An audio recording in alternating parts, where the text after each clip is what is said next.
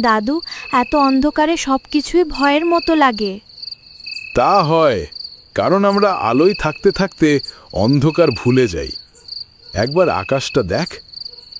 রিনি চাঁদের দিকে তাকায়, বিস্ময়ে চোখ বড় হয়ে যায়। উফ, চাঁদটা যেন হাসছে। চাঁদের রূপালী আলো উঠোনে ছড়িয়ে পড়তেই রিনির ভয় ধীরে ধীরে গলে গেল। শোন, আজ তোকে একটা গল্প বলি। এই গ্রামেরই এক পুরনো গল্প। পুরনো গ্রামের দৃশ্য সাদা কালো টোনে দেখা যায়। এক সময় ছিল যখন গ্রামে লণ্ঠন ছাড়া কেউ রাত কাটাতো না। একদিন ঝড় বৃষ্টিতে গ্রামের সব লণ্ঠন নিভে গেল। মানুষ ভয় পেয়ে গেল, কোথায় যাবে, কি করবে। দাদু, তারপর গ্রামের লোকেরা কি করলো?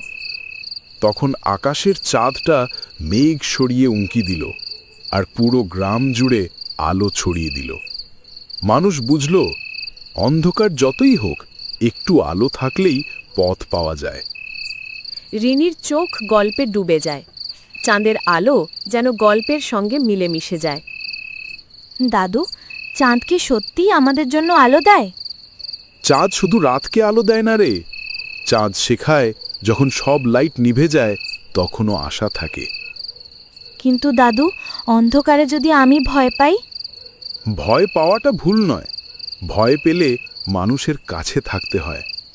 যেমন তুই এখন আমার কাছে বসে আছিস, দেখ ভয় পালিয়ে গেছে না? হ্যাঁ দাদু, এখন আর ভয় লাগছে না। চাঁদের আলো আরও উজ্জ্বল হয়ে উঠল। রিনি বুঝল, অন্ধকারও কখনো কখনো সুন্দর হতে পারে। দাদু, আগের মানুষরা কি রাতভর গল্প শুনতো? হ্যাঁ রে, তখন এত মোবাইল টিভি ছিল না। মানুষ কথা বলতো, গান করত, হেসে উঠত। চাঁদ ছিল তাদের একমাত্র আলো। রিনি দাদুর কাঁধে হেলে পড়ে। দাদু তার মাথায় হাত বুলিয়ে দেয়। চাঁদের আলো তাদের দুজনকে ঘিরে একটি কোমল ফ্রেম তৈরি করে। দাদু, আজকের রাতটা খুব সুন্দর। কারণ আমরা একসাথে আছিলে। মানুষের সবচেয়ে বড় আলো হলো সম্পর্ক। অন্ধকারে বসে থেকেও তারা দুজন আলোয় ভরে উঠল। চাঁদের আলোতে, ভালোবাসার আলোতে। কখনো কখনো আলো নিভে যাওয়াই ভালো।